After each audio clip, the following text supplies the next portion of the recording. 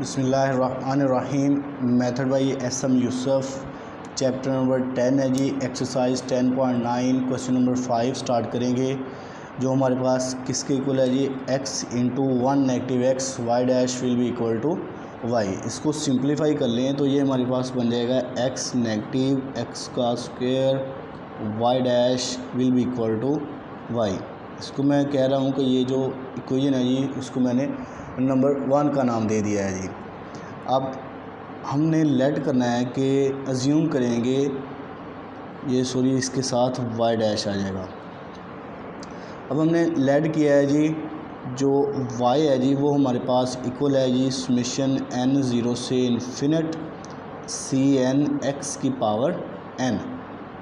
अब इसको जब हम डिफ्रेंशिएट कर लेते हैं तो ये हमारे पास बन जाएगा वाई डैश समेशन n 0 से इन्फिनिट। अब ये देखें, ये तो कांस्टेंट है जी, see and as it is आ गया। अब ये वेरिएबल्स की पावर n है, तो क्या करते हैं जी, पावर्स को पहले नीचे उतार लेते हैं, फिर पावर्स में एक कम कर देते हैं, x की पावर n नेगेटिव 1 बन जाएगा।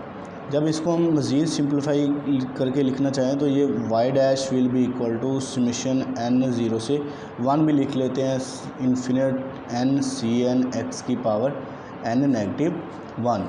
अकॉर्डिंग टू कंडीशंस अगर हमें ज़रूरत हुई n is equal to 1 to infinite use करने की तो हम ये यूज़ कर लेंगे, नहीं तो रूटीन में सिर्फ़ और सिर्फ n 0 से इन्फिनिट ही यूज़ किया जाता है। आपको पता होना चाहिए कि y डैश ओनली n 0 से इन्फिनिट नहीं है, बल्कि n is equal to 1 to infinite तक भी चली जाती है। किसकी वैल्यू जी, y डैश की। जब हम इसको मज़ीद सिंप्लीफाई कर लेते हैं तो ये हमारे पास बन जाती है जी y dash y double dash n2 से n2 तक चली जाती है। तो वो नेक्स्ट जब हम एक्सरसाइज 10.10 स्टार्ट करेंगे तो इसमें देख लेंगे।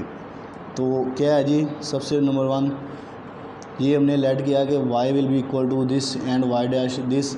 ये बी द सॉल्यूशंस ऑफ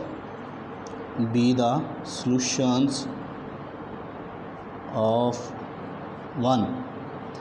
अब मैंने फ़र्ज़ किया कि ये जो वैल्यूज़ हैं वो किसका सॉल्यूशन है जी, नंबर 1 का।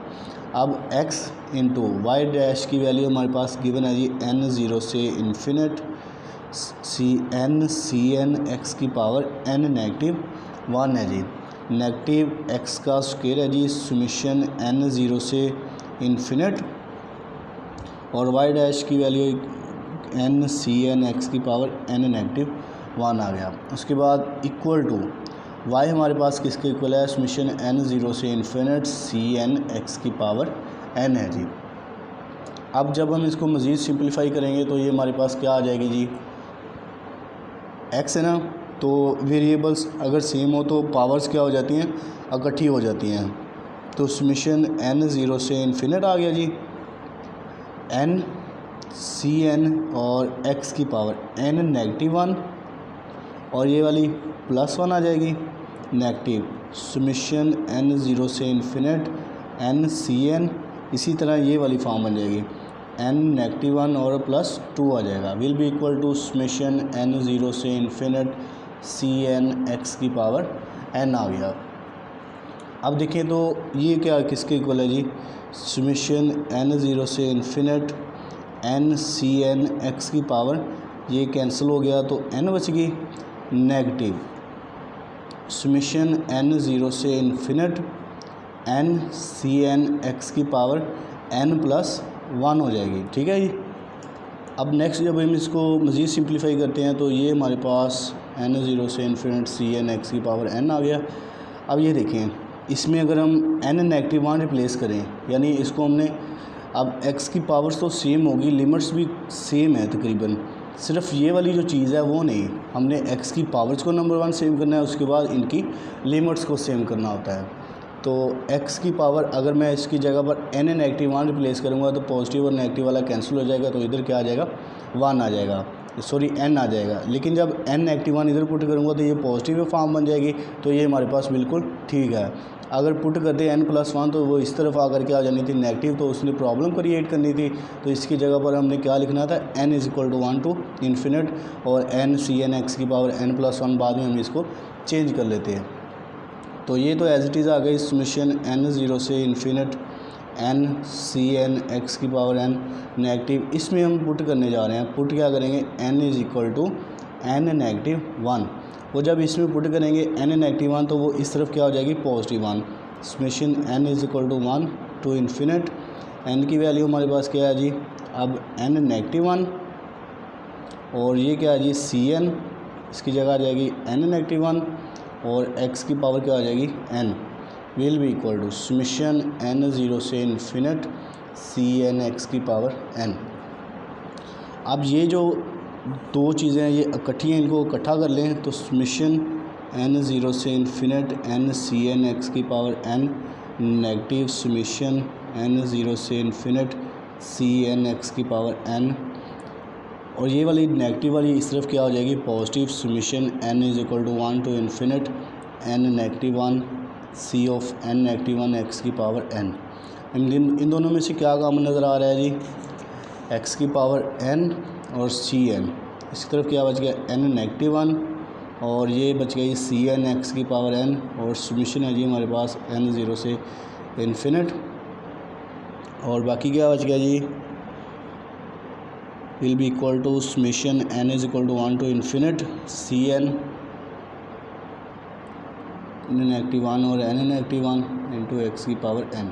अब देखिए अब हमने क्या करना है, x की पावर तो सेम कर ली लेकिन लिमिट्स नहीं सेम, तो क्या करूँगा इसमें एक लिमिट अप्लाई कर दूंगा तो ये हमारे पास क्या आ जाएगी n इज इक्वल टू 1 आ जाएगा, फिर हम इनको कंपेयर कर लेंगे।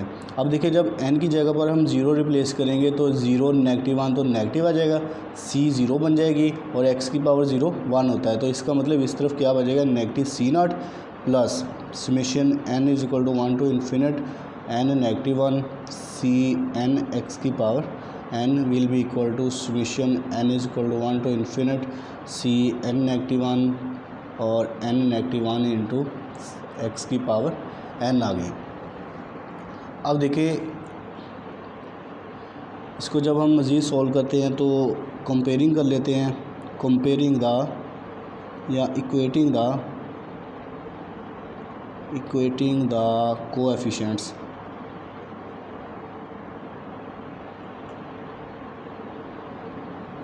Of like powers. ये क्या आ जाएगी नेगेटिव c0, सबसे पहले हम लिख लेते हैं कांस्टेंट। कांस्टेंट में क्या है जी हमारे पास नेगेटिव का c0 will be equal to, इधर कोई भी नहीं है तो 0, तो c0 क्या बन गया जी हमारे पास 0 आ गया।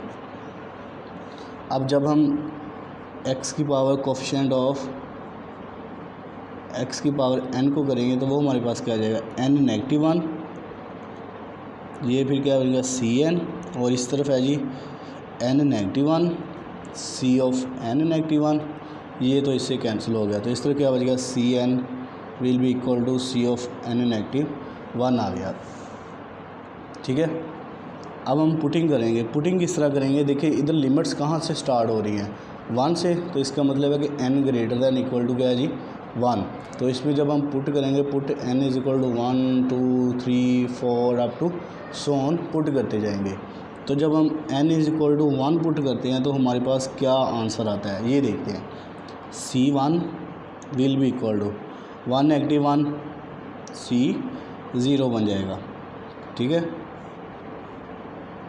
अब n is equal to 2 put करते हैं तो हमारे पास क्या आ जाता है C2 will be equal to 2 negative 1 C 1 आ जाएगा। ठीक है, अब देखिए C0 हमारे पास किसके इक्वल था 0 के, तो मैं इसको क्या करने जा रहा हूँ C0 लिख देता हूँ।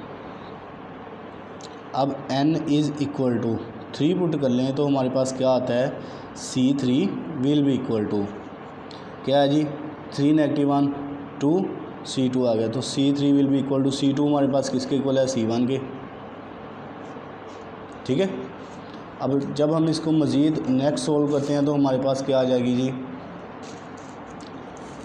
ये आ जाएगी जी Cn और will be equal to Xcn negative 1, तो n इज़ इक्वल टू कितना 4 पुट कर लेते हैं तो हमारे पास क्या बन जाएगा C4 will be equal to C4 negative 1 3, तो C3 हमारे पास किसके इक्वल है जी C1 के C1, तो इसका मतलब है कि जो C4 है वो हमारे पास किसके इक्वल आ गया C1 के। आपने 3 से 4 वैल्यूज़ निकाल लेनी है और उसको आंसर में पुट कर देना है। तो देखिए मैं लिखने जा रहा हूँ द रिक्वायर्ड सॉल्यूशन इज़, क्या बनेगा जी, y is equal to C naught plus C one x plus C two x two plus C three x three plus C four x four plus up to so on. y is equal to C naught की value हमारे पास किसके equal आ गई, 0 के, plus C one आ गया x plus C two, वो भी C one है, ये देख लें C one, x square plus C two वो भी सी वन है जी, x square plus C three वो भी C one, x three plus C four वो भी सी वन के इक्वल है, x four plus up to so on आ गया।